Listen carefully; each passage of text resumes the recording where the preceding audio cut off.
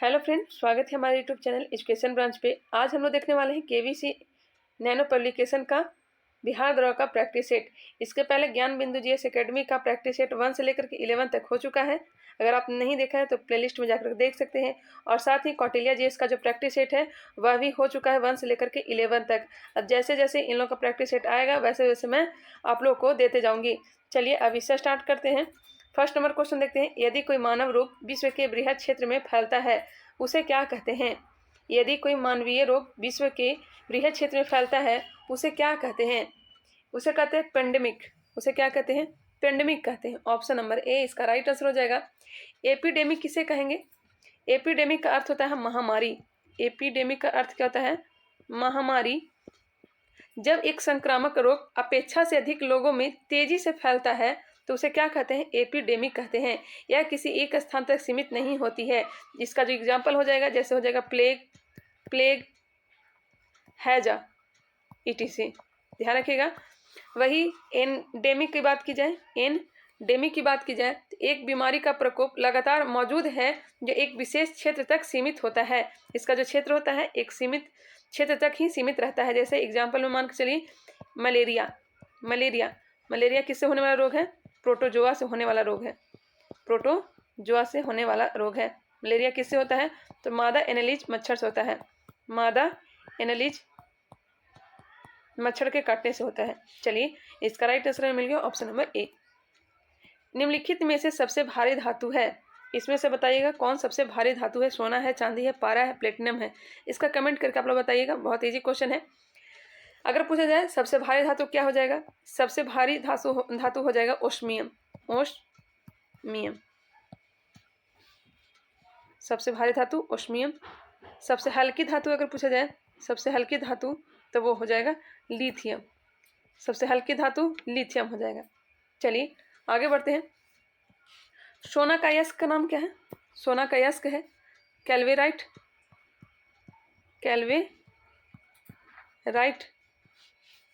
Sylvanite,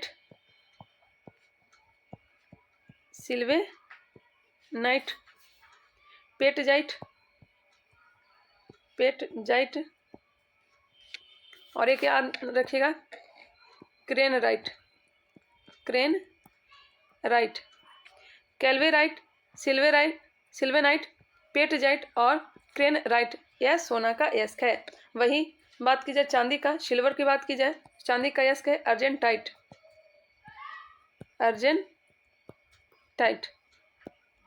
argentite किसका अयस्क है? चांदी का है। पाइराइटिज यह भी चांदी का अयस्क है। सिल्वर कॉपर ग्लास भी किसका है? तो चांदी का है। सिल्वर कॉपर ग्लास किसका है? तो चांदी का अयस्क है। पारा का अयस्क है सिनेवार। पारा का अयस्क क्या है? सिनेवार। सिनेवार का लैटिन नाम क्या है बताइएगा? सिनेवार का जो लैटिन नाम है यह है हाइड्राजीरम।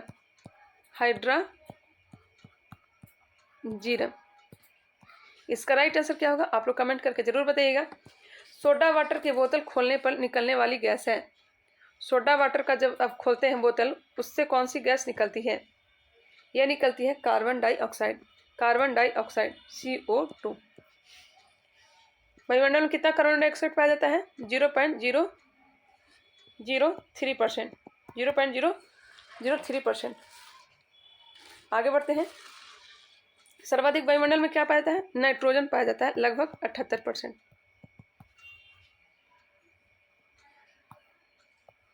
निम्नलिखित में से कौन सा विटामिन प्रतिस्कंदक विषों के प्रतिविष प्रतिकारक के रूप में प्रयोग किया जाता है? इसे ध्यान रखिएगा। कार्बन डाइऑक्साइड जो है वायुमंडल में 0.03% पाया जाता है। सुधार कर लीजिएगा, 0.03% पाया जाता है। ऑक्सीजन है लगभग 21% पाया जाता है। वायुमंडल में अगर पूछा जाए सर्वाधिक नाइट्रोजन और ब्रह्मांड में सर्वाधिक कौन सा गैस पाया जाता है? हाइड्रोजन पाया जाता है। निम्नलिखित में से कौन सा विटामिन प्रतिस्कंदक विषों के प्रतिविष प्रतिकारक के रूप में प्रयोग किया जाता है? कौन सा विटामिन है? यह है विटामिन के। विटामिन के रक्त को थक्का जमाने में कौन मदद करता है? विटामिन के ही मदद करता है। विटामिन के का रासायनिक नाम क्या है? विटामिन के रासायनिक नाम क्या है बताइएगा? तो यह हो जाएगा फाइलोक्विनोन। फिलोक्विनोन होता है। फाइलोक्विनोन। विटामिन डी की कमी से क्या होता है बताइएगा? तो रिकेटस होता है। और इसका रासायनिक नाम क्या है? विटामिन डी का रासायनिक नाम क्या है? तो कैल्सीफेरॉल।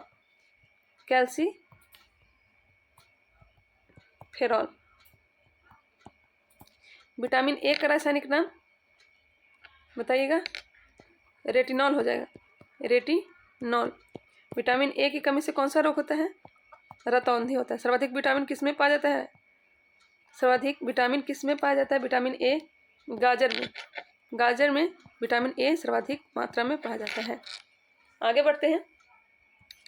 विटामिन बी का रासायनिक नाम हो जाएगा थायमीन। विटामिन बी का रासायनिक नाम थायमीन। विटामिन बी2 का रासायनिक नाम हो जाएगा राइबोफ्लेविन।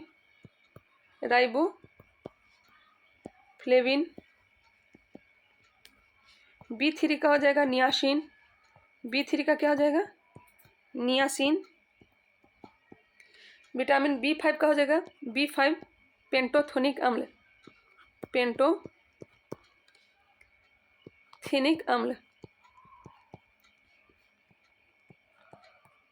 विटामिन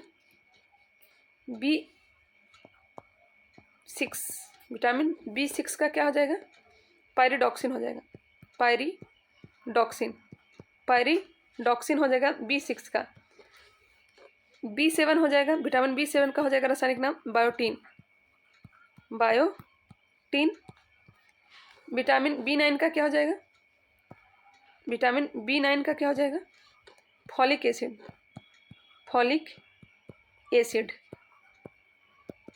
एसिड हो जाएगा। विटामिन बी12 का रासायनिक नाम, विटामिन बी12 का हो जाएगा साइनोकोबालामीन।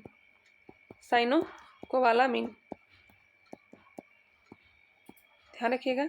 एक और नाम याद रखिएगा, विटामिन बी11, इसका हो जाएगा सैलिसिलिक अम्ल।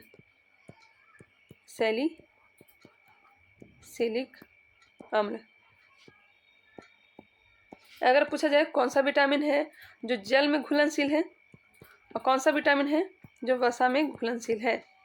जल में घुलनशील विटामिन है विटामिन बी और सी है जो जल में घुलनशील विटामिन है।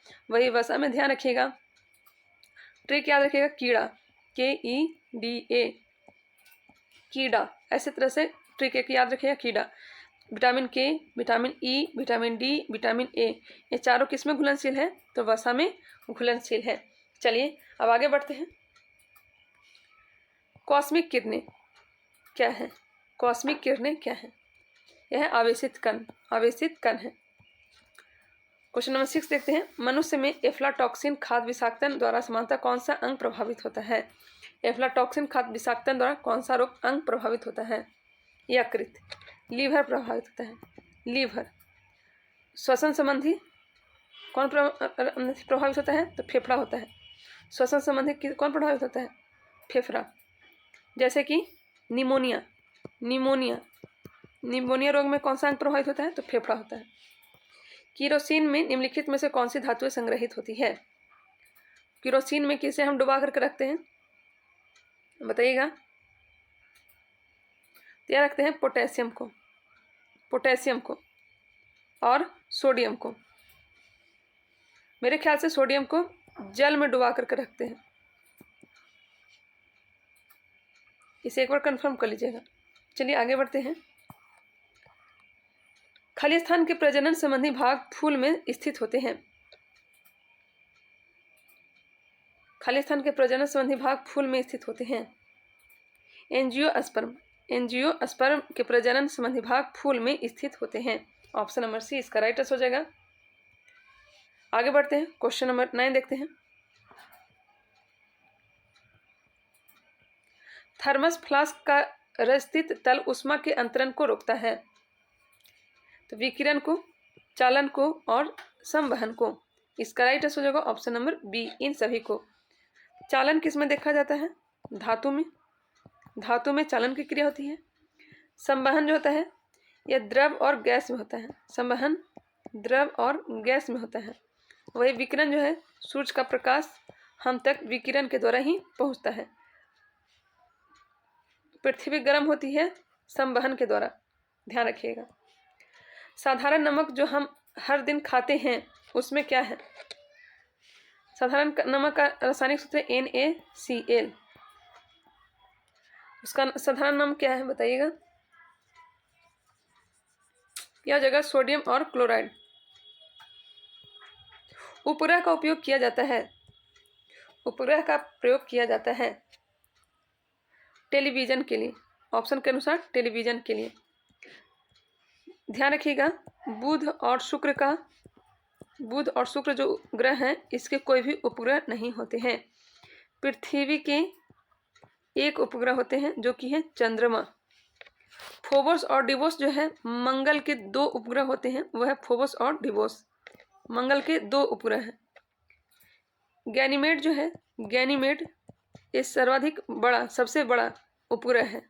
गैनीमेड यह किसका उपग्रह है? तो बृहस्पति का। सर्वाधिक उपग्रह पूछा जाए, सर्वाधिक उपग्रह किसका है? सर्वाधिक उपग्रह शनि का है, टाइटन किसका उपग्रह है? टाइटन किसका उपग्रह है? तो शनि का है। ग्रहों की संख्या कितनी है? तो 8 है, पहले था 9। प्लूटो को ग्रह की संख्या में से हटा दिया गया, इसे बौना ग्रह के रूप में डाल दिया गया है। कब प्लूटो को हटा दिया गया ग्रह के क्षेत्र से? 2006 में। 8 ग्रह है। सबसे छोटा ग्रह जो हो जाएगा, ध्यान रखिएगा, ये सन है, सूर्य है। सूर्य से जो सबसे नजदीक का ग्रह हो जाएगा बुध। उसके बाद ग्रह हो जाएगा शुक्र। उसके बाद अपना पृथ्वी, अर्थ हो जाएगा पृथ्वी। उसके बाद कौन सा ग्रह हो जाएगा? मंगल हो जाएगा, मंगल। इसे कौन सा ग्रह कहते हैं बताइएगा? तो ये आंतरिक ग्रह कहते हैं। आंतरिक ग्रह में 4 आते हैं और ये चारों क्या होते हैं? ठोस होते हैं। और 72 ग्रह की अपेक्षा में ये छोटा होते हैं। जोवियन ग्रह भी 4 हैं, बृहस्पति है, शनि है, अरुण है और वरुण है। बृहस्पति सबसे बड़ा ग्रह है और सबसे छोटा ग्रह कौन सा है? बुध है, ध्यान रखिएगा। चलिए आगे बढ़ते हैं। सबसे चमकीला ग्रह किसे कहते हैं? शुक्र को कहते हैं। भोर का तारा, शाम का तारा शुक्र को कहते हैं। नीला ग्रह किसे कहते हैं? पृथ्वी को कहते हैं। लाल ग्रह किसे कहते हैं? मंगल को कहते हैं। चलिए आगे बढ़ते हैं। एक त्रियाधारीय अम्ल का अनुभार 176, इसका समतुल्य भार होगा। इसका समतुल्य भार कितना होगा? तो हो जाएगा 58.66। रासायनिक तत्वों के दूसरों तत्वों से योग करने की क्षमता का पता लगाया जाता है। रासायनिक तत्वों के दूसरे तत्वों के योग करने की क्षमता का पता लगाया जाता है। यह लगाया जाता है संयोजकता से। किस रक्त वर्ग के व्यक्ति सर्वदाता या यूनिवर्सल डोनर कहलाते हैं? यहाँ पे होना चाहिए O नेगेटिव। जबकि सर्वग्राही कौन कहलाते हैं? क्या कहलाते हैं? AB।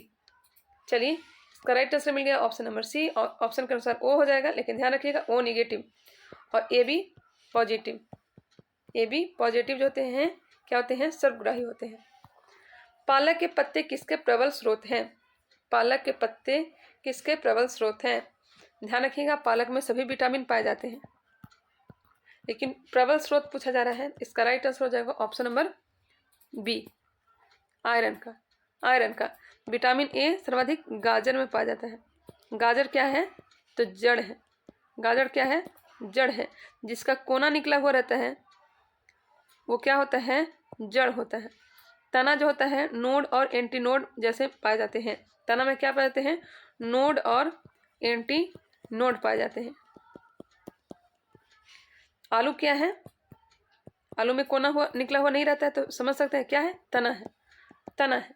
जैसे जड़ का उदाहरण हो जाएगा गाजर, मूली,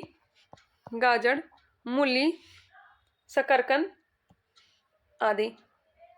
निम्नलिखित नेताओं में से किसने क्रांतिकारी संगठन अभिनव भारत समाज की स्थापना की थी? बताइएगा। इसके पहले 1899 ईस्वी में वीडी सावरकर के द्वारा मित्र मेला संघ की स्थापना की गई थी। इसी को नाम चेंज करके 1904 ईस्वी में अभिनव भारत संगठन, एक क्रांतिकारी संगठन की स्थापना की गई थी। कब? 1904 ईस्वी में। ध्यान रखिएगा, इसका राइट आंसर मिल गया होगा वीडी सावरकर। वीडी सावरकर।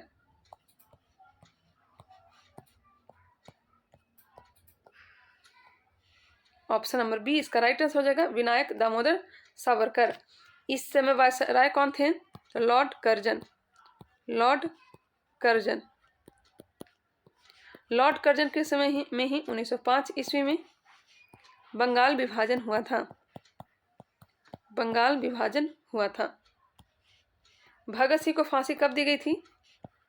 23 मार्च 1931 को। ध्यान रखिएगा। चलिए आगे बढ़ते हैं। सुरक्षा के लिए मराठों के राजस्व के दावों को किस नाम से जाना जाता है? सुरक्षा के लिए मराठों के राजस्व के दावों को किस नाम से जाना जाता है? सुरक्षा के लिए पूछा जा रहा है। अपने देश से वसूला जाता था सरदेशमुखी,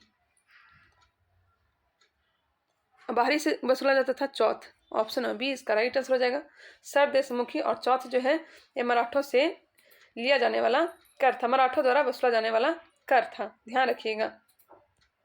नेक्स्ट क्वेश्चन है, निम्नलिखित में से किस केस की समस्त संसार में चर्चा हुई और अभियुक्तों के समर्थन में Albert Einstein, H.G. Wells, Harold Laski तथा रूजवेल्ट के ने सहानुभूतिपूर्ण टिप्पणियां की? किस केस की समस्त संसार में चर्चा हुई और अभियुक्तों के समर्थन में Albert Einstein, H.G. Wells, Harold Laski तथा रूजवेल्ट ने सहानुभूतिपूर्ण टिप्पणियां की? चलिए इसको ऑप्शन को देख लेते हैं। इसका राइट आंसर बताइएगा क्या हो जाएगा? यह हो जाएगा मेरठ षड्यंत्र मुकदमा। मेरठ षड्यंत्र मुकदमा। ऑप्शन नंबर सी इसका राइट आंसर हो जाएगा। आईएनए मुकदमा पूछा जाए, भारतीय राष्ट्रीय सेना का मुकदमा, यह हुआ था नवंबर 1945 में। नवंबर 1945 में। ये किसके विरुद्ध हुआ था बताइएगा? किसके लिए हुआ था? ये आज़ाद हिंद फौज के कैदियों के लिए ये लड़ा गया था लाल किला पे। किसने इस मुकदमा को लड़ा था? एस.एन. खान, पीके सहगल डी और जीएस ढिल्लो। ध्यान रखिएगा। पहली बार अगर पूछा जाए आज़ाद हिंद फौज की स्थापना कब हुई थी? पहली बार आज़ाद हिंद फौज की स्थापना कब हुई थी? तो यह स्थापना की गई थी 24 अक्टूबर 1915 को। कहाँ की गई थी? अफगानिस्तान में की गई थी। अफगानिस्तान में की गई थी पहली बार। ध्यान रखिएगा, अफगानिस्तान में की गई थी किसके द्वारा? 24 अक्टूबर 1915 को की गई थी महेंद्र प्रताप सिंह के द्वारा। महेंद्र प्रताप सिंह के द्वारा। आज़ाद हिंद फौज किसके दिमाग की उपज थी बताइएगा? 1942 में जो आज़ाद हिंद फौज की स्थापना की गई थी, आज़ाद हिंद फौज की स्थापना 1942 में की गई थी, ये किसके दिमाग की उपज थी? यह थी captain Mohan Singh, captain general Mohan Singh की दिमाग की उपज थी। कैप्टन मोहन सिंह की उपज थी। आईएनए की स्थापना सिंगापुर में किया गया था। आईएनए की स्थापना सिंगापुर में किया गया था। ध्यान रखिएगा, किसके द्वारा किया गया था? तो यह भी किया गया था मोहन सिंह के द्वारा। लाहौर षड्यंत्र कब हुआ था? लाहौर षड्यंत्र कब हुआ था? यह हुआ था 7 अक्टूबर 1930 को। इसी में फांसी दी गई थी किन्हें? भगत सिंह, सुखदेव और किन्हें दी गई थी फांसी? तीनों का फांसी दी गई थी 23 मार्च 1931 को। और राजगुरु को, भगत सिंह, राजगुरु और सुखदेव को फांसी दी गई थी। चलिए आगे बढ़ते हैं। मेरठ षड्यंत्र कब हुआ था बताइएगा? मेरठ षड्यंत्र मुकदमा कब हुआ था? आगे बढ़ते हैं। नेक्स्ट क्वेश्चन देखते हैं। क्वेश्चन नंबर 19, किस वर्ष बाबर ने सुल्तान इब्राहिम लोदी को पानीपत की लड़ाई में पराजित किया था? पानीपत की प्रथम युद्ध कब हुई थी? पानीपत की प्रथम युद्ध कब हुआ था? यह हुआ था 21 अप्रैल 1526 को। डेट सही याद रखिएगा, 21 अप्रैल 1526 ईस्वी को। इसका राइट आंसर हो जाएगा ऑप्शन नंबर बी। पानीपत की पहली लड़ाई 1526 को, जबकि दूसरा लड़ाई हुआ था 1556 को। किसके बीच? अकबर और हेमू के बीच। अकबर और हेमू के बीच पानीपत का द्वितीय युद्ध लड़ा गया था, जबकि तृतीय युद्ध 1761 ईस्वी में लड़ा गया था। अहमद शाह अब्दाली और मराठाओं के बीच, अहमद शाह अब्दाली और मराठों के बीच, इसमें मराठों की क्या होती है, हार होती है। इसमें मराठों की हार होती है, अहमद शाह अब्दाली इसमें जीत जाता है। वह द्वितीय पानीपत के युद्ध में अकबर जीत जाता है और हेमू मारा जाता है। सबसे पहले बाबर ने तोप और बारूद का प्रयोग किसमें किया था, तो पानीपत के युद्ध में किया था। तोप का प्रयोग सबसे पहले पानीपत के प्रथम युद्ध में किया था। ध्यान रखिएगा, लगातार है जो बाबर है जो 4 युद्ध लड़ता है। 1526 में पानीपत का प्रथम युद्ध, 1527 में खानवा का युद्ध, 1528 ईस्वी में चंदेरी का युद्ध, 1529 में घाघरा का युद्ध, 1530 में यह खुद ही मर जाता है। ध्यान रखिएगा, पानीपत का प्रथम युद्ध 1527 में खानवा का युद्ध किसके साथ हुआ था, राणा सांगा के साथ हुआ था, राणा सांगा के साथ हुआ था। 1528 में चंदेरी का युद्ध मेदिनी राय के साथ हुआ था, मेदिनी राय के साथ हुआ था। 1529 में घाघरा का युद्ध अफगानों के साथ हुआ था और सभी में जीत किसकी हुई थी, तो बाबर की हुई थी। नेक्स्ट क्वेश्चन चलते हैं, क्वेश्चन नंबर 20 है, गौतम बुद्ध को एक देवता का स्थान किस राजा के युग में प्राप्त हुआ था। गौतम बुद्ध को एक देवता का स्थान किस राजा के युग में प्राप्त हुआ था, यह हुआ था कनिष्क के समय। कनिष्क के समय कुषाण वंश का शासक था कनिष्क। कनिष्क ने रेशम मार्ग पर अधिकार कर लिया था, चीन के रेशम मार्ग पर अधिकार कर लिया था। कुषाण वंश के समय में चौथी बौद्ध संगीति हुई थी, कहाँ हुई थी, कुंडलवन कश्मीर में हुई थी। कनिष्क के समय में ही गांधार शैली, मूर्ति निर्माण का गांधार शैली और मथुरा शैली का विकास हुआ था, मथुरा शैली का विकास हुआ था। इससे रिलेटेड मैंने एक वीडियो बना दिया है, उसे आप जाकर के देख सकते हैं। गांधार शैली में सिर्फ बुद्ध भगवान की मूर्ति मिलती है, बुद्ध भगवान की मूर्ति मिलती है। और वही मथुरा शैली में हिंदू धर्म का, जैन धर्म का और बौद्ध धर्म का तीनों का मूर्ति मिलता है। एक और शैली था अमरावती शैली। यह विकास की गई थी किसके द्वारा, तो सातवाहन वंश के द्वारा। यहाँ के जो बुद्ध की मूर्ति होती थी यह झुंड में होती थी, समूह में होती थी। ध्यान रखिएगा, कनिष्क के समय चौथी बौद्ध संगीति हुई थी। इस समय अध्यक्ष कौन थे, अध्यक्षता किसने किया था, यह किया था वसुमित्र ने। जबकि उपाध्यक्ष कौन थे, उपाध्यक्ष ते थे अश्वघोष। बुद्ध चरित्र की रचना किसने किया है, अश्वघोष के द्वारा ही किया गया है। ध्यान रखिएगा। चलिए आगे बढ़ते हैं। वही अशोक की बात की जाए, अशोक के समय तीसरा बौद्ध संगीति हुआ था, कहाँ हुआ था, तो पाटलिपुत्र में हुआ था। इस समय अध्यक्षता किसने किया था, मोगलीपुत्तिस ने किया था। जबकि द्वितीय हुआ था वैशाली में और इसके अध्यक्षता शावक मीर के द्वारा किया गया था। जबकि पहली बौद्ध संगीति किसके द्वारा की गई थी, यह किया गया था महाकश्यप के द्वारा, जो कि किसके समय में हुआ था, अजातशत्रु के समय। दूसरा हुआ था कालाशोक के समय, तीसरा हुआ था अशोक के समय, चौथा हुआ था कनिष्क के समय। चलिए आगे बढ़ते हैं। चंद्रगुप्त विक्रमादित्य जो है, चंद्रगुप्त द्वितीय का ही नाम है, जिन्होंने विक्रमादित्य की उपाधि धारण की थी और किससे विवाह की थी, तो देवी से विवाह की थी। रामगुप्त की पत्नी जो देवी थी उससे विवाह किए थे। चलिए आगे बढ़ते हैं। हर्षवर्धन के दरबार में कौन रहते थे,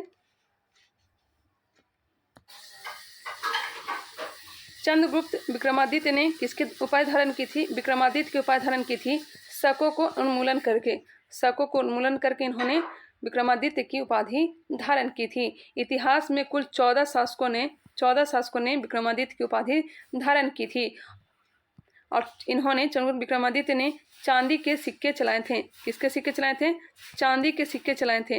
अगर पूछा जाए राजा रानी प्रकार के सिक्के किसने चलाए थे, यह चलाए थे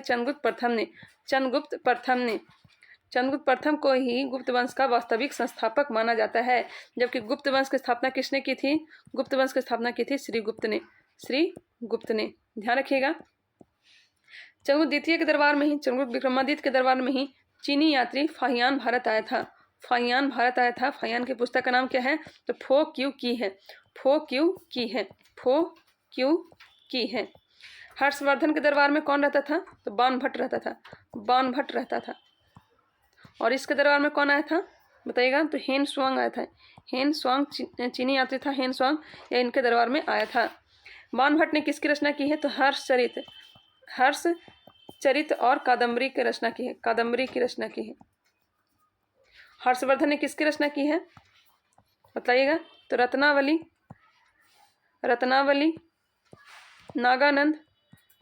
नागानंद और प्रियदर्शिका की रचना की है। ध्यान रखिएगा। चलिए आगे बढ़ते हैं, नेक्स्ट क्वेश्चन चलते हैं। अगर पूछा जाए नालंदा विश्वविद्यालय की स्थापना किसने की है? नालंदा विश्वविद्यालय की स्थापना तो कुमार गुप्त के द्वारा किया गया, कुमार गुप्त के द्वारा किया गया है। नालंदा विश्वविद्यालय है जो हॉस्टल सुविधा देने वाला पहला विश्वविद्यालय था, हॉस्टल सुविधा देने वाला पहला विश्वविद्यालय था।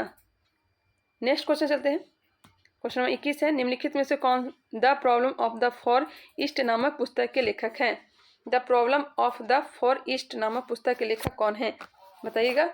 इसके जो लेखक हैं यह हैं कर्जन है। 1905 में ही कर्जन के समय में ही क्या हुआ था? बंगाल विभाजन हुआ था। लॉर्ड लिटन ने वर्नाक्यूलर प्रेस एक्ट को लाया था। वर्नाक्यूलर प्रेस एक्ट कब लाया था? 1878 ईस्वी में लाया गया था। वर्नाक्यूलर प्रेस एक्ट के द्वारा अमृत बाजार पत्रिका को शिशिर कुमार घोष और किसके द्वारा चला जाता था? तो ये अमृत बाजार जो पत्रिका है रातों रात बंगाली से किस में कर दी गई थी? इंग्लिश में कर दी गई थी। ध्यान रखिएगा। यह किसके लिए लाया गया था? सोम प्रकाश के लिए लाया गया था। सोम प्रकाश वही है जो ईश्वर चंद्र विद्यासागर के द्वारा चलाया जाता था।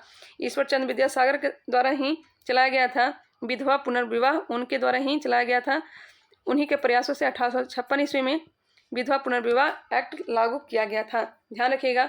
अगर पूछा जाए वर्नाक्यूलर प्रेस एक्ट को समाप्त किसने किया था? तो 1882 ईस्वी में लॉर्ड रिपन के द्वारा किया गया था।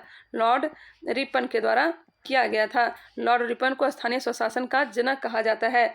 इसी के समय में ही 1881 ईस्वी में पहली कारखाना अधिनियम आया था जिसमें बच्चों के लिए कुछ प्रावधान किए गए थे।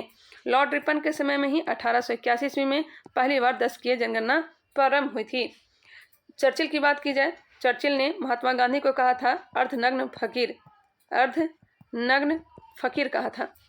नेक्स्ट क्वेश्चन चलते हैं, शेख बहादुर जकारिया किस संप्रदाय के थे? शेख बहादुर जकारिया किस संप्रदाय के थे? यह संप्रदाय था सुहारवर्दी संप्रदाय, जबकि बिहार में प्रचलित था फिरदौसी संप्रदाय बिहार में प्रचलित था। चिश्ती संप्रदाय को भारत में किसने लाया था? तो यह लाया था मोइनुद्दीन चिश्ती ने, शेख मोइनुद्दीन चिश्ती ने। इनका दरगाह कहाँ है बताइएगा? इनका दरगाह है अजमेर में। शेख मोइनुद्दीन चिश्ती का दरगाह कहाँ है? तो अजमेर में है। इसका राइट आंसर क्या हो जाएगा? इसका राइट आंसर हो जाएगा ऑप्शन नंबर ए। इसका राइट आंसर है सुहारवर्दी संप्रदाय। नेक्स्ट क्वेश्चन चलते हैं, क्वेश्चन नंबर 23, प्रसिद्ध चीनी यात्री फाहियान ने किसके शासनकाल में भारत की यात्रा की थी? पहले ही हो चुका, चंद्रगुप्त द्वितीय के दरबार में। वह प्रथम मुस्लिम शासक कौन था जिसने शासन के सिद्धांत को राजाओं के ईश्वरीय अधिकार सिद्धांत के समान प्रतिपादित किया था? यह राजा था बलबन, जिन्होंने सिजदा एवं पैबोस नीति लाया था। सिजदा और पैबोस नीति लाया था। रक्त एवं लौह की नीति अपनाया था। रक्त एवं लौह की नीति को अपनाया था। ध्यान रखिएगा। बलबन ने ही तुर्कान ए चहलगान पद को नष्ट किया था। तुर्कान ए चहलगान को क्या किया था? दमन किया था, नष्ट कर दिया था। इसकी स्थापना किसके द्वारा की गई थी? तो इल्तुतमिश के द्वारा की गई थी। ध्यान रखिएगा। बलबन ने ही किसकी स्थापना की थी बताइएगा? क्या किया था? दीवान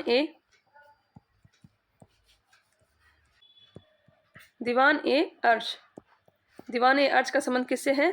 तो सैन्य विभाग से है। जबकि इसका पुनर्गठन की बात की जाए, दीवान ए अर्ज का पुनर्गठन किसने किया था? तो अलाउद्दीन खिलजी ने किया था। बात की जा रही है एवक की, तो एवक ने दिल्ली सल्तनत की स्थापना की थी 1206 ईस्वी में। इसका जो शासन था 1206 से लेकर के 1210 तक था। 1206 से 1210 था। इसके बाद शासक कौन बना था? इसके बाद इसका बेटा बना था आराम शाह, जो आराम करते ही रह गया था। इसकी हत्या किसके द्वारा कर दी गई थी? तो इसी का गुलाम या कहें इसी का दामाद इल्तुतमिश ने इसकी हत्या कर दी थी। उसके बाद शासक कौन बना था? इल्तुतमिश बना था। इल्तुतमिश बना था, ध्यान रखिएगा। इल्तुतमिश को ही दिल्ली सल्तनत का वास्तविक संस्थापक कहा जाता है। ऐबक के समय दिल्ली सल्तनत की राजधानी कहाँ थी? तो लाहौर थी। जबकि इल्तुतमिश के समय दिल्ली सल्तनत की राजधानी कहाँ लेकर के आया था? तो दिल्ली को बनाया था। दिल्ली को बनाया था। इसी ने जितल एवं टका सिक्का चलाया था। जितल और टका सिक्का चलाया था। जितल क्या था? चांदी का सिक्का था, जबकि टका जो था तांबे का सिक्का था, ध्यान रखिएगा। ऐबक ने कुतुब मीनार की नींव डाली थी। कुतुब मीनार की नींव डाली थी, जबकि इसे पूरा किसने करवाया था? इल्तुतमिश ने करवाया था, ध्यान रखिएगा। चलिए आगे बढ़ते हैं। कुतुबुद्दीन ऐबक को क्या कहते हैं? लाख वक्स कहा जाता है, कुरान खां कहा जाता है, लाख वक्स कहा जाता है और कुरान खां कहा जाता है। कुरान खां कहा जाता है। 2.5 दिन का झोपड़ा भी ऐबक के द्वारा ही बनाया गया था। चलिए आगे बढ़ते हैं। अगर पूछा जाए अलाई दरवाजा किसने बनवाया है? अलाई दरवाजा बनाया गया था अलाउद्दीन खिलजी के द्वारा। सीरी का किला किसने बनाया है? सीरी का किला भी किसके द्वारा बनाया है? अलाउद्दीन खिलजी के द्वारा। हजार खंभा महल भी किसके द्वारा बनाया गया है? अलाउद्दीन खिलजी के द्वारा। सबसे ज्यादा शासन किया था तुगलक वंश के द्वारा। तुगलक वंश ने सर्वाधिक शासन किया था। सबसे कम शासन किया था खिलजी वंश ने। दिल्ली सल्तनत पर टोटल 5 शासन किए थे। उसका नाम मैं बता देती हूँ। पहला था गुलाम वंश, जिसे दास वंश या मामलक वंश कहा जाता है। 1206 से लेकर के 1290 तक शासन किया था। दूसरा जो है यह है खिलजी वंश सबसे कम शासन किया था 1290 से लेकर के 1320 तक। तीसरा जो शासन है यह तुगलक वंश का है। इन्होंने शासन किया था 1320 से लेकर के 1414 तक। चौथा जो वंश है यह है सैयद वंश। इन्होंने शासन किया था 1414 से लेकर के 1451 तक। वही लोधी वंश की बात की जाए, पांचवा जो था अंतिम वंश था लोधी वंश, जिन्होंने 1451 से लेकर के 1526 तक शासन किया था, ध्यान रखिएगा। चलिए आगे बढ़ते हैं। दिल्ली सल्तनत की पहली महिला शासिका पूछा जाए तो यह थी रजिया सुल्तान, जिन्होंने 1236 से लेकर के 1240 तक शासन किया था। इसकी हत्या कहाँ कर दी गई थी? तो कैथल में डाकुओं के द्वारा कर दी गई थी। किसकी बेटी थी? तो इल्तुतमिश की बेटी थी। नाउ और नेवर पैम्पलेट किसने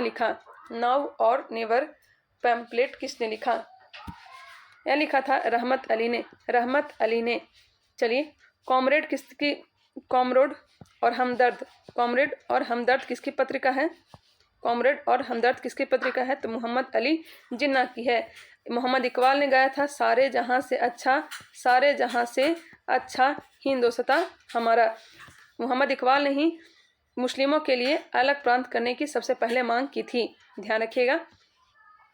दीवान ए अर्ज विभाग संबंधित है।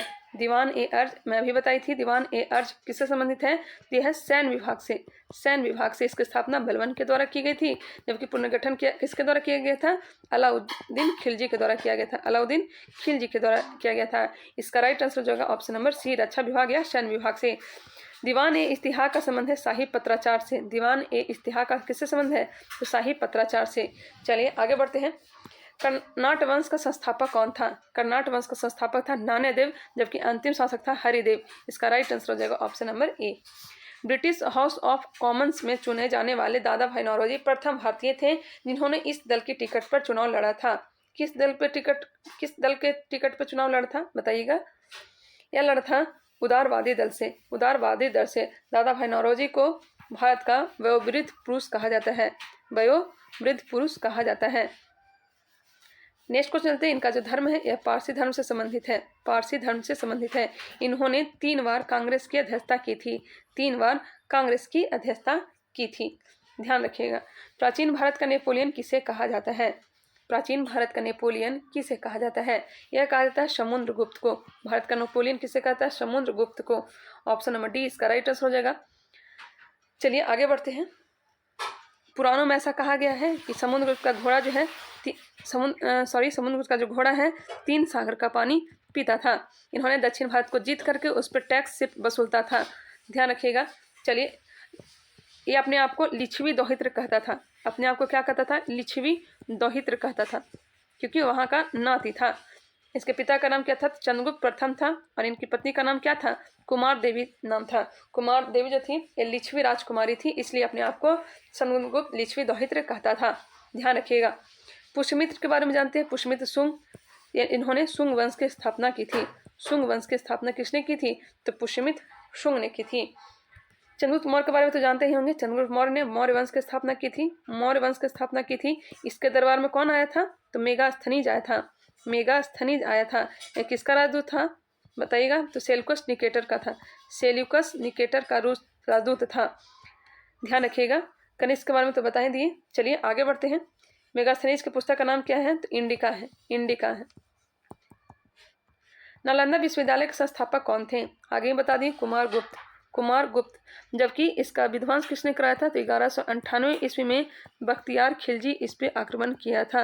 बख्तियार खिलजी इस पर आक्रमण किया था। यह किसका सेनापति था? कुतुबुद्दीन ऐबक का सेनापति था और इसको आग लगा दिया था। धर्मपाल ने किसकी स्थापना किया है? तो विक्रमशिला विश्वविद्यालय का। विक्रमशिला विश्वविद्यालय का।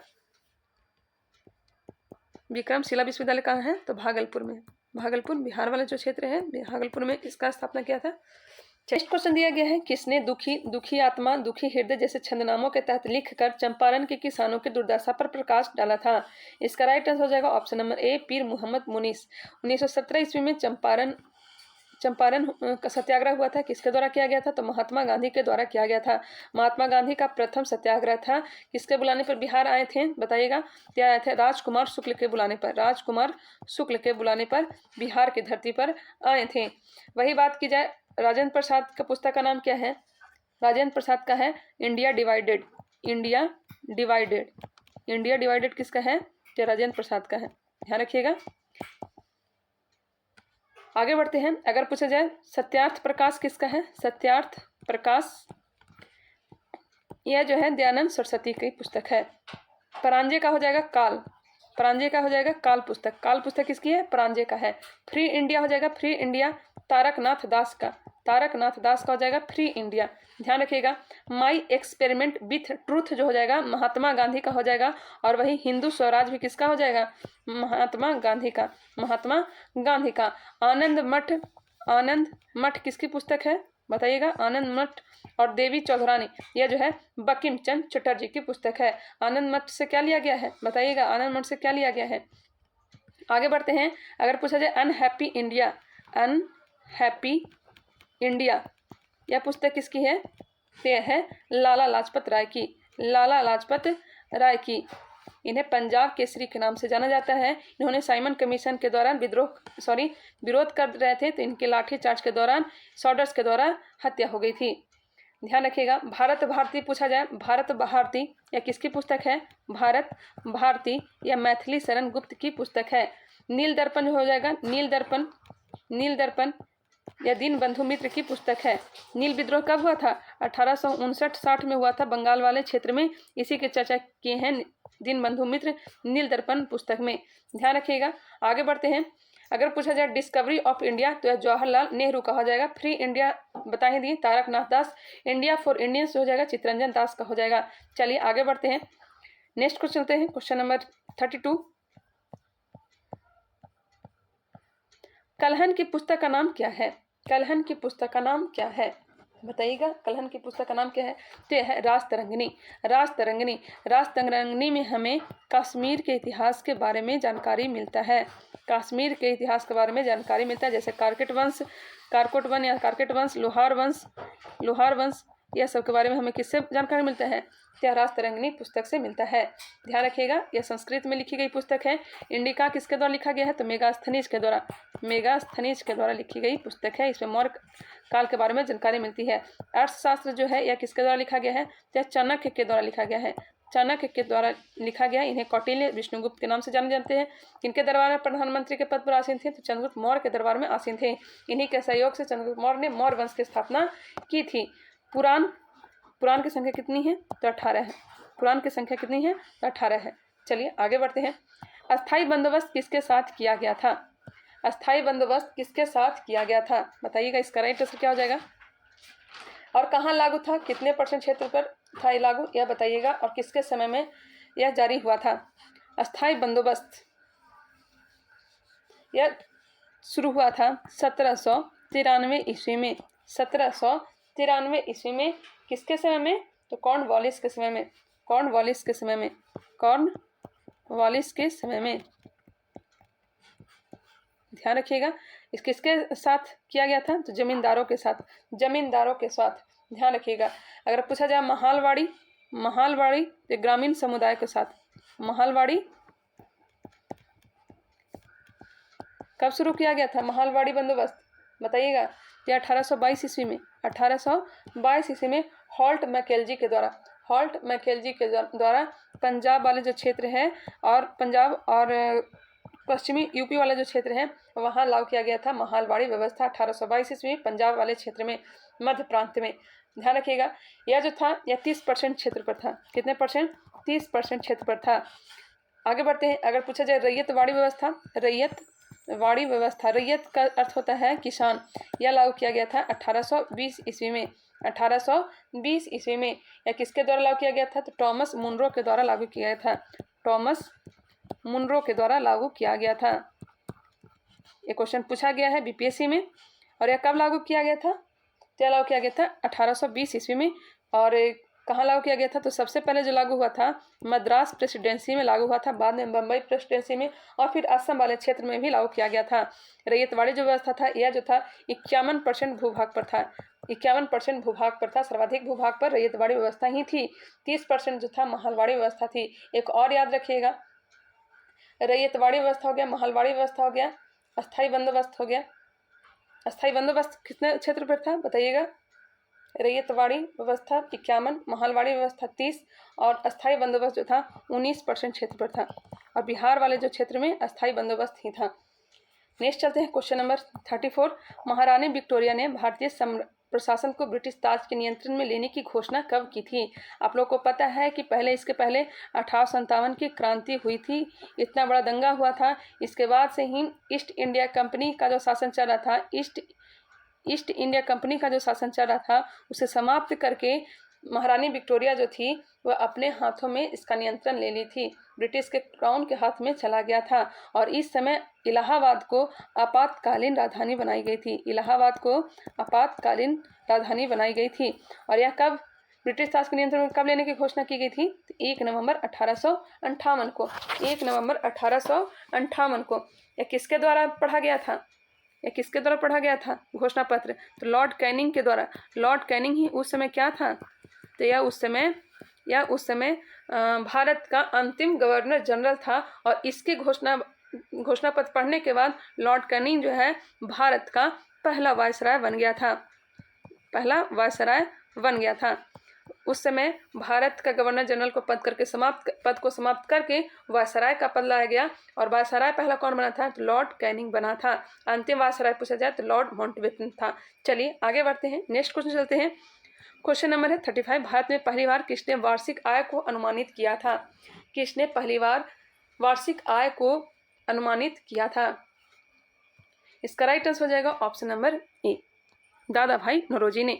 दादा भाई नौरोजी ने poverty and British rule in India में। Poverty and British rule in India में एनी बेसेंट ने 1916 ईस्वी में होम रूल आंदोलन को प्रारंभ किया था। ध्यान रखिएगा। चलिए आगे बढ़ते हैं। डिस्कवरी ऑफ इंडिया किसकी पुस्तक है? तो जवाहरलाल नेहरू की पुस्तक है। इन्होंने 1929 ईस्वी में लाहौर अधिवेशन की अध्यक्षता की थी। आगे चलते हैं। निम्नलिखित भारतीय मौसम मुख्यालय को उनकी स्थापना के कालानुक्रम में व्यवस्थित कीजिए और नीचे दिए गए कोट से अपने सही उत्तर का चयन कीजिए। भारतीय मौसम मुख्यालय को उनके स्थापना के कालानुक्रम में व्यवस्थित करना है। चलिए इसे व्यवस्थित करते हैं। यहाँ पे ध्यान रखिएगा, अगर पूछा जाए भारत मौसम विज्ञान विभाग की स्थापना कब की गई थी? भारत मौसम विज्ञान विभाग की स्थापना कब की गई थी? यह स्थापना की गई थी 15 जनवरी 1875 को। भारत मौसम विज्ञान विभाग की स्थापना की गई थी 15 जनवरी 1875 ईस्वी को। अब यहाँ पे बात हो रही है भारतीय मौसम मुख्यालय को उनके स्थापना के कालानुक्रम में व्यवस्थित कीजिए। सबसे पहले स्थापना की गई थी कोलकाता में स्थापना की गई थी मई 1889 को। मई 1889 को की गई थी, 1889 को की गई थी कलकत्ता मुख्यालय में। और इसके जो पहले महानिदेशक जो थे यह थे sir John Eliot, sir John Eliot, ध्यान रखिएगा सर जॉन एलियट थे। बाद में भारत मौसम विभाग का जो मुख्यालय था शिमला कर दिया गया, उसके बाद पुणे, और वर्तमान में कहाँ है, नई दिल्ली में है। इसका राइट आंसर हो जाएगा कोलकाता, उसके बाद शिमला, पुणे, फिर नई दिल्ली। चलिए इसके ऑप्शन को देख लेते हैं। ये हो जाएगा बी सी डी ए, यहाँ पे बी कर लीजिएगा। इसका राइट आंसर हो जाएगा option number D. Next question है, सबसे अधिक स्थिर पारिस्थितिकी तंत्र कौन सा है? सबसे अधिक स्थिर पारिस्थितिकी तंत्र कौन सा है बताइएगा? तो यह है सागर। ऑप्शन नंबर ए इसका राइट आंसर हो जाएगा। नेक्स्ट है, धुआं में आंखों को प्रभावित करने वाला कौन सा शक्तिशाली उत्तेजक होता है? धुआं में क्या होता है बताइएगा? यह है ओजोन। धुआं में आंखों को प्रभावित करने वाला कौन सा शक्तिशाली उत्तेजक होता है? यह होता है पेरोक्सी एसिटाइल नाइट्रेट। ओजोन कहाँ पाया जाता है? ओजोन की परत पाया जाता है समताप मंडल में। यह अल्ट्रावायलेट किरण को रोक के रखता है, समताप मंडल में पाया जाता है। चलिए आगे बढ़ते हैं। धुआं जो है यह गैस में ठोस का उदाहरण है, गैस में ठोस विलय का उदाहरण है। चलिए आगे बढ़ते हैं। 39 नंबर प्रश्न देखते हैं। वीडियो लंबी बन जाती है तो फास्ट करके इसे देखा करिएगा। निम्नलिखित विद्युत चुम्बकीय विकिरणों में से किसकी ऊर्जा अधिकतम होती है? किसकी ऊर्जा अधिकतम होती है? इसका अनुसार हो जाएगा एक्स किरणें की। इसका ध्यान रखिएगा, गाय अवीजू इन्फ्रामारे,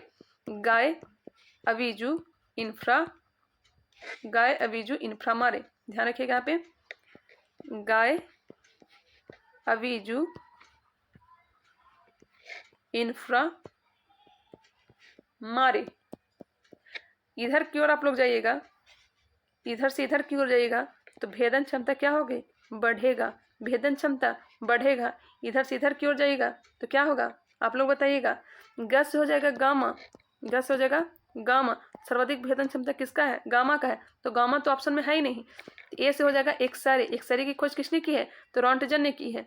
अवीजू से हो जाएगा अल्ट्रावायलेट, आ से हो जाएगा अल्ट्रावायलेट परावैंगनिक किरणें।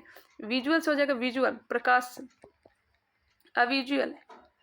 विजुअल हो जाएगा, ध्यान रखिएगा। इंफ्रा से हो जाएगा इंफ्रारेड, मा से हो जाएगा माइक्रोवेव, और ए से हो जाएगा रेडियो वेव। सबसे ज़्यादा भेदन क्षमता किसका है? तो गामा का। सबसे कम भेदन क्षमता किसका हो जाएगा? रेडियो का हो जाएगा। चलिए आगे बढ़ते हैं, ध्यान रखिएगा। गाय अवीजू इन्फ्रामारे। निम्नलिखित क्रमों में से कौन भारत का 90% से अधिक कोयला उत्पादन करता है? 90% से अधिक कोयला उत्पादन करता है, कौन करता है? ऑप्शन के अनुसार बताइएगा। यह गोंडवाना क्रम। विंध्य क्षेत्र के किस शिलाश्रय से सर्वाधिक मानव कंकाल मिले हैं? मानव कंकाल सबसे ज्यादा कहाँ से मिला है? तो मिला है लेखैया से।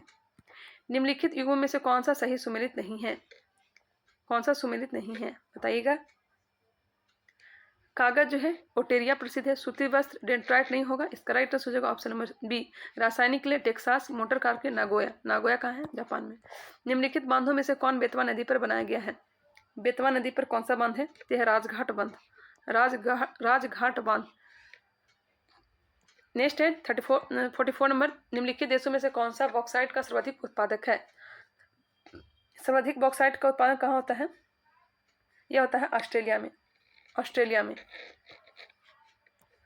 निम्नलिखित विशेषताओं में से केंद्रीय शासन व्यवस्था के लिए कौन सी सही नहीं है? केंद्रीय शासन व्यवस्था के लिए कौन सा सही नहीं है? त्वरित निर्णय, लचीलापन, कानून की एकरूपता, लेकिन बड़े देशों के लिए आदर्श या सही नहीं है। निम्नलिखित में से कौन सी खरीफ फसल नहीं है? खरीफ रबी के बारे में तो जानते होंगे। सरसों है जो खरीफ फसल नहीं है, जबकि यह रबी फसल है। रबी फसल में गेहूं आ जाएगा, सरसों आ जाएगा, चना आ जाएगा, यह सब रबी फसल में आ जाएगा। जबकि कपास, मक्का, चावल, मूंगफली सब खरीफ फसल है। भारत की सर्वाधिक बड़ी जनजाति क्या है?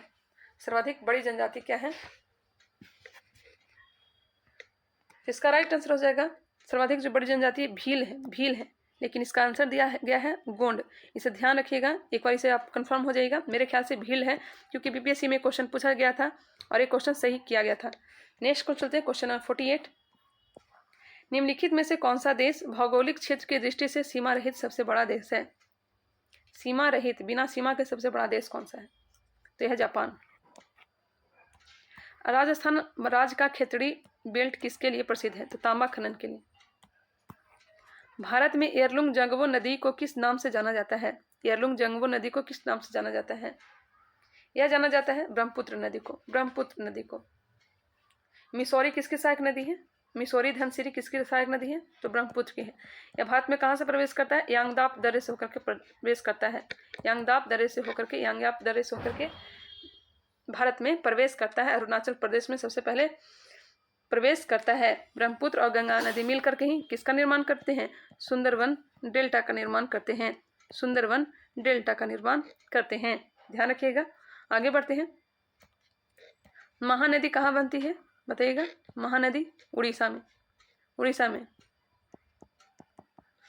भाखड़ा नागल बांध किस नदी पर है? भाखड़ा नागल बांध किस नदी पर है? तो महानदी पे है।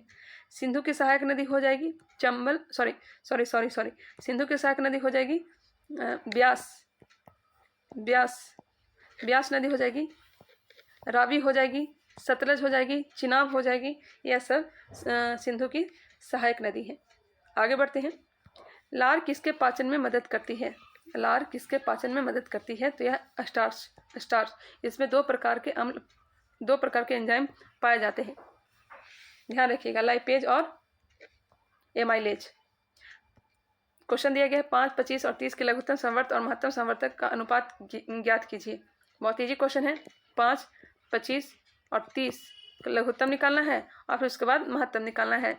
चलिए इसे सॉल्व कर लेते हैं। इसका राइट आंसर हो जाएगा, बताइएगा क्या होगा?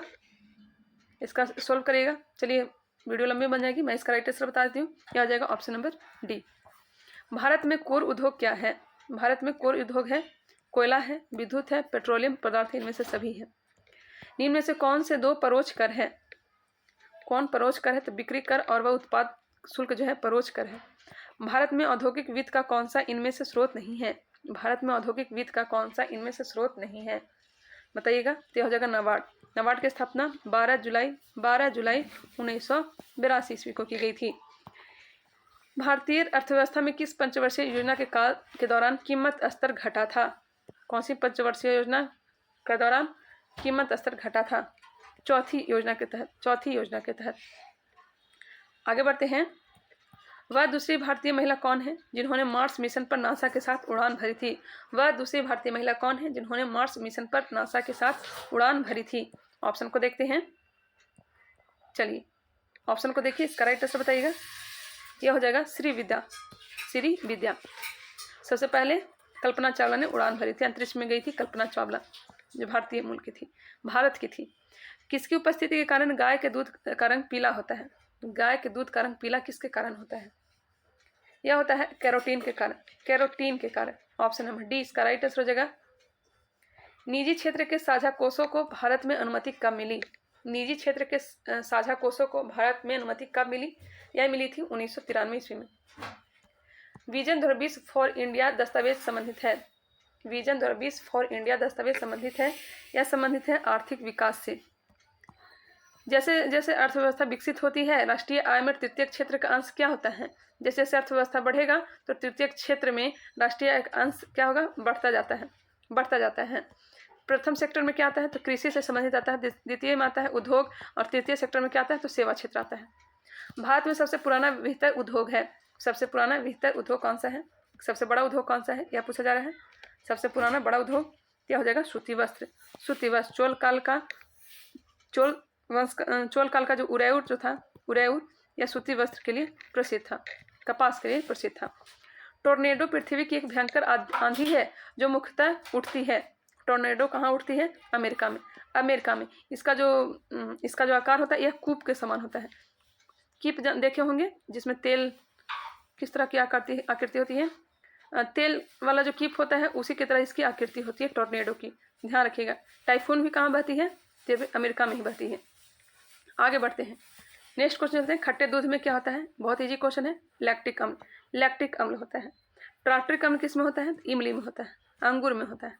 एस्टिक अम्ल किस में होता है और सिट्रिक अम्ल किस में होता है? इस पर आप बताइएगा। निम्नलिखित में से कौन सत्यशोधक समाज का संस्थापक थे? सत्यशोधक समाज के संस्थापक कौन थे बताइएगा। इसका संस्थापक थे ज्योतिबा फुले। ज्योतिबा फुले। अब ये बताइएगा सत्यशोधक समाज की स्थापना कब हुई थी? सत्यशोधक समाज की स्थापना कब हुई थी यह आप लोग बताइएगा।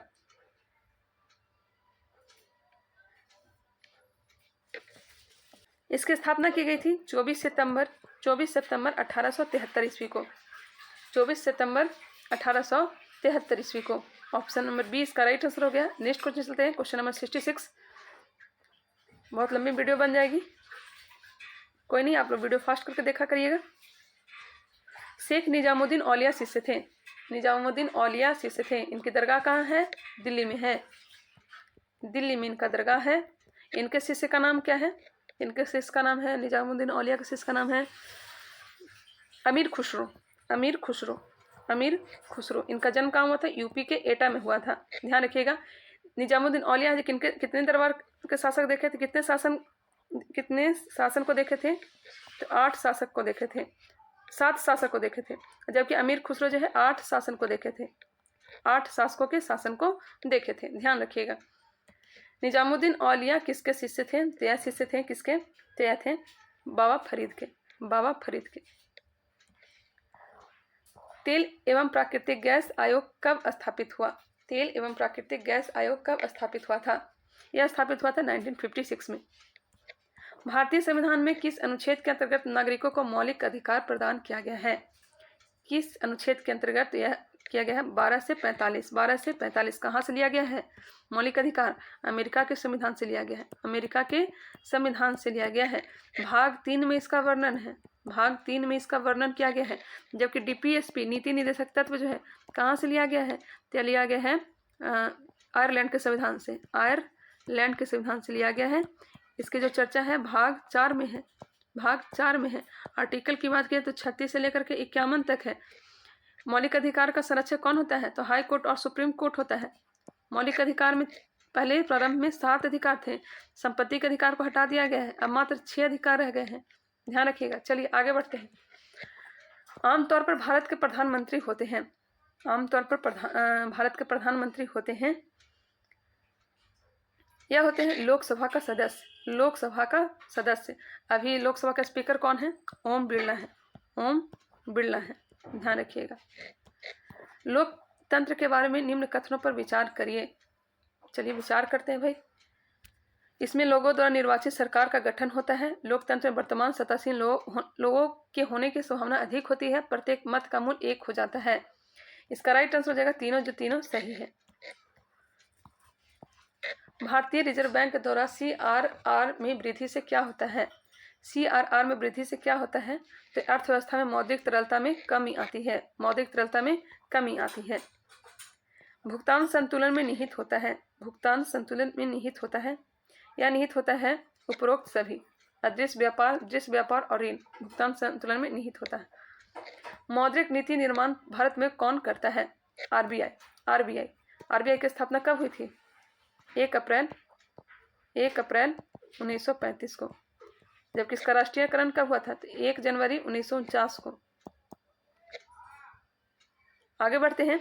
योजना आयोग की स्थापना कब हुई थी? बताइएगा। योजना आयोग की स्थापना कब हुई थी? इसकी स्थापना की गई थी 15 मार्च 1950 ईस्वी को। 15 मार्च 1950 ईस्वी को की गई थी। आगे बढ़ते हैं। इसका जो अध्यक्ष होता है कौन होता है? PM होता है। PM इसके अध्यक्ष होते हैं। सेबी की स्थापना कब हुई थी? बताइएगा। सेबी की स्थापना कब हुई थी? जिसकी स्थापना की गई थी 12 अप्रैल 1988 को। 12 अप्रैल 1988 को। नेक्स्ट क्वेश्चन चलते हैं। क्वेश्चन नंबर 74 है। धान के खेत से निकलने वाली गैस है, बिल्कुल इजी, मीथेन। भारत के किस राज्य में मानसून का आगमन सबसे पहले होता है? यह होता है दक्षिण पश्चिम मानसून से केरल में। महात्मा बुद्ध निम्न से क्या नहीं मानते थे? अहिंसा मानते थे, ईश्वर की सभ्यता, असत्य, अपरिग्रह। असत्य मतलब झूठ ना बोलना, अपरिग्रह धन को संग्रह न करना, इसका राइट आंसर हो जाएगा ईश्वर की सभ्यता को नहीं मानते थे। निम्नलिखित में से कौन सा गवर्नर जनरल आधुनिक भारत का निर्माता भी कहलाता है? आधुनिक भारत का निर्माता लॉर्ड डलहौजी कहलाता है, lord Dalhousie. Option number B इसका राइट आंसर हो जाएगा। व्यक्तिगत की संधि किसने लाया था? लॉर्ड डलहौजी ने लाया था। 1848 ईस्वी में व्यक्तिगत की संधि के द्वारा 17 को इन्होंने ईस्ट इंडिया कंपनी वाला जो क्षेत्र है उसमें शामिल किया था। 1856 में अवध को कुशासन के आरोप में हड़प लिया था। लॉर्ड मेयो के समय पहली बार जनगणना हुई थी कब? 1872 ईस्वी में। मेयो की हत्या अफगान के द्वारा अंडमान निकोबार में कर दी गई थी। स्थानीय स्वशासन का जगना किसे कहा था? लॉर्ड रिपन को। गांधी जी ने दांडी अभियान चलाया था क्या? नमक कानून तोड़ने हेतु। नमक कानून तोड़ने हेतु दांडी यात्रा कब प्रारंभ हुई थी? तो 12 मार्च 1930 को। समाप्त कब हुआ था दांडी यात्रा? समाप्त कब हुआ था? 6 अप्रैल 1930 को। 6 अप्रैल को फिर क्या प्रारंभ हो गया था? सविनय अवज्ञा आंदोलन। दांडी यात्रा कितने अनुयायियों के साथ प्रारंभ किए थे? तो 78 अनुयायियों के साथ प्रारंभ किए थे। निम्नलिखित बंदरगाहों में से कौन सा बंदरगाह मुक्त व्यापार क्षेत्र है? यह कांडला बंदरगाह। गौतम बुद्ध द्वारा अपने धर्म में दीक्षित किया जाने वाला अंतिम व्यक्ति निम्नलिखित में से कौन था? अंतिम व्यक्ति कौन था जिन्होंने गौतम बुद्ध ने क्या किया था? धर्म में दीक्षित किया था। ये सुभद्र थे, सुभद्र। महिला कौन थी? तो आम्रपाली थी। कौन थी आम्रपाली? तो वैशाली की नर्तिका थी। ध्यान रखिएगा, आनंद के कहने पर महिलाओं को शामिल किया था। मौर्य काल में सीता से तात्पर्य क्या है? सीता जो भूमि होती है राजकीय भूमि से प्राप्त आय को कहते हैं।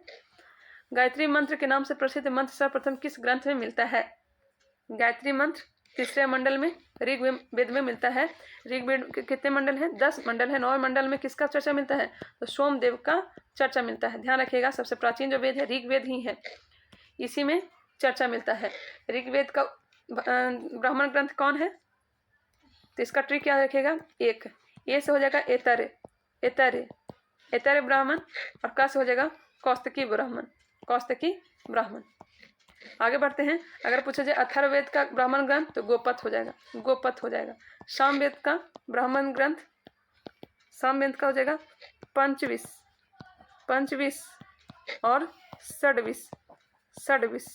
यजुर्वेद का अगर पूछा जाए, यजुर्वेद का ब्राह्मण ग्रंथ किससे संबंधित है? यजुर्वेद का ब्राह्मण ग्रंथ क्या है? तो यह है सत्य याद रखिएगा। स से हो जाएगा शतपथ ब्राह्मण और त से हो जाएगा तैतरे ब्राह्मण। चलिए आगे बढ़ते हैं। फिरोज तुगलक द्वारा स्थापित दार उल सफा क्या है? दार उल सफा जो है खैराती अस्पताल है। किसके द्वारा गठन किया गया था? फिरोज शाह तुगलक के द्वारा गठन किया गया था।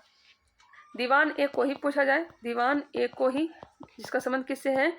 कृषि से है। और इसके स्थापना किसने किया था? तो यह किया था मोहम्मद बिन तुगलक ने, MBT ने किया था। चलिए आगे बढ़ते हैं।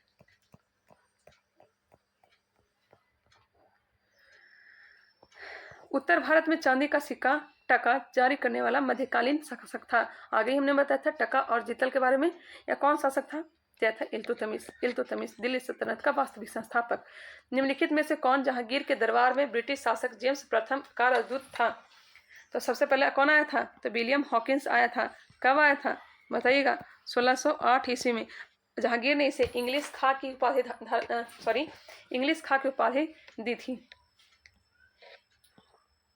समुद्र मार्ग से अफ्रीका के चारों ओर की यात्रा करते हुए भारतवर्ष के पश्चिमी समुद्र तट पर पहुंचने वाला प्रथम यूरोपीय कौन था? यह पुर्तगाली था। इसका नाम क्या था? तो वास्को डी गामा था। ध्यान रखिएगा। कब भारत आया था? तो 1498 ईस्वी में भारत आया था। 1942 में कांग्रेस के बंबई अधिवेशन में किसके द्वारा भारत छोड़ो प्रस्ताव प्रस्तावित किया गया था? भारत छोड़ो आंदोलन कब प्रारंभ हुई थी? यह प्रारंभ हुई थी, इसके पहले वाले वीडियो में हमने इसके पूरा डिटेल बता चुका है भारत छोड़ो आंदोलन से संबंधित।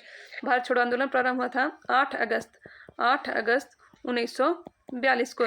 यह नेतृत्व विहीन आंदोलन था। इसके रात्रि में ही क्या लगा दिया गया था?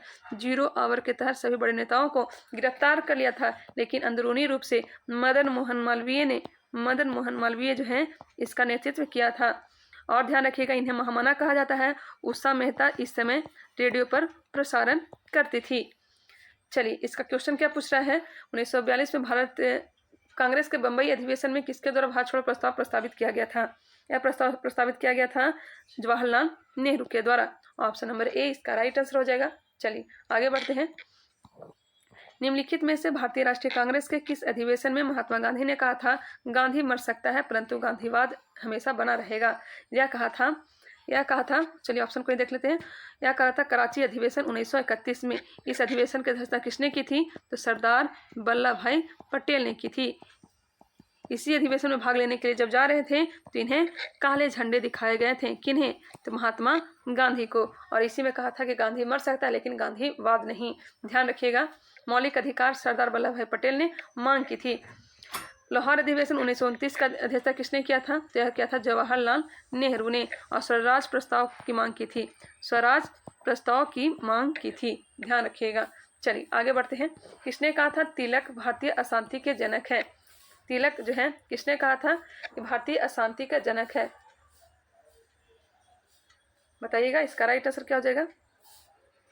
इसका राइट आंसर हो जाएगा वी चिरोल। एक मिनट रुक जाइएगा इसे। यह कहा था V Chirol, I mean Valentine Chirol. कहीं कहीं सिरोल दिया रहता है, ध्यान रखिएगा। वेलेंटाइन सिरोल ने इन्हें अशांति का जनक कहा था। ऑप्शन नंबर ए बाल गंगाधर तिलक के बारे में ध्यान रखिएगा। इनकी जो पत्रिका थी मराठा और केसरी थी। मराठा और केसरी थी। मराठा और केसरी इनकी पत्रिका थी। मराठा जो थी यह किस भाषा में थी? तो कंफ्यूज नहीं होइएगा, इंग्लिश में थी। जबकि केसरी जो थी यह मराठी भाषा में थी। मराठी भाषा में थी, ध्यान रखिएगा। चलिए आगे बढ़ते हैं। क्वेश्चन नंबर 890 देखते हैं। माउंटबेटन योजना आधार बनी।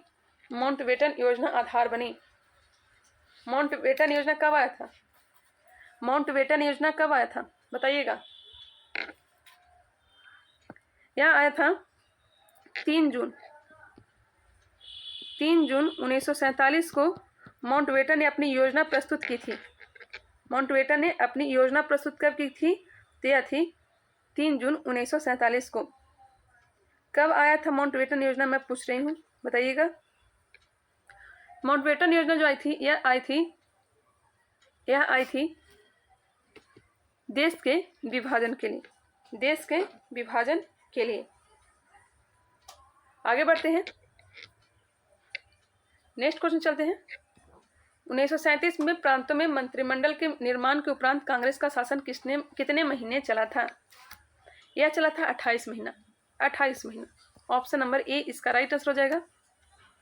सॉरी, ऑप्शन नंबर ए 28 महीना।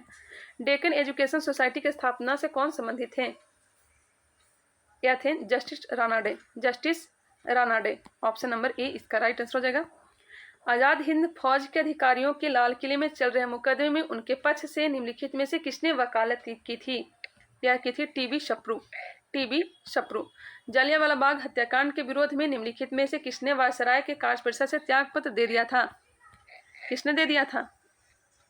यह दे दिया था शंकर नायर ने। सर शंकर नायर ने। जलियांवाला बाग 13 अप्रैल 1919 को हुआ था रॉलेट एक्ट के विरोध में। रॉलेट एक्ट के विद्रोह में। रॉलेट एक्ट कब लागू किया था? 1919 में ही। रॉलेट एक्ट कब लागू हुआ था? तो मार्च 1919 में लागू हुआ था। मार्च 1919 में लागू हुआ था, ध्यान रखिएगा। 30 मार्च 1919 को स्वामी श्रद्धानंद ने कर मत दो आंदोलन किया था। कर मत दो का नारा किसने दिया था? वल्लभ भाई पटेल ने। लेकिन कर मत दो आंदोलन किसने किया था? श्रद्धानंद ने किया था। 6 अप्रैल 1919 को महात्मा गांधी द्वारा देशव्यापी हड़ताल किया गया और 8 अप्रैल 1919 को महात्मा गांधी को गिरफ्तार कर लिया गया, ध्यान रखिएगा। रॉलेट एक्ट को बिना दलील, बिना अपील, बिना वकील का कानून कहा गया है। गांधी जी ने इसे काला कानून कहा है। इसी कानून के तहत पंजाब के 2 नेता सैफुद्दीन किचलू तथा सत्यपाल को गिरफ्तार कर लिया गया था। इसी के कारण जलियांवाला बाग हत्याकांड अमृतसर में हुआ था। आगे चलते हैं। किसी जगह का स्थानीय समय 6 प्रातः है जबकि ग्रीनविच मीन टाइम 3 प्रातः है। उस जगह की देशांतर रेखा क्या होगा बताइएगा। यह हो जाएगा 45 डिग्री पूर्व। 45 डिग्री पूर्व। भारत के किस राज्य में सर्वाधिक सिंचाई नलकूपों से होती है? उत्तर प्रदेश में। निम्नलिखित में से कौन युग में सुमेलित है? बताइएगा कौन सा सुमेलित है? यह पनानगुड़ी कहाँ है? तमिलनाडु में। पनानगुड़ी कहाँ है? तमिलनाडु में। इसका राइट आंसर आप लोग बताइएगा। हल्दिया कहाँ है? जामनगर कहाँ है? और नमालुगुड़ी कहाँ है? नुमालीगढ़ कहाँ है? क्वेश्चन नंबर 98 देखते हैं। निम्नलिखित भारतीय नदियों में से कौन एस्चुरी बनाती है? नर्मदा और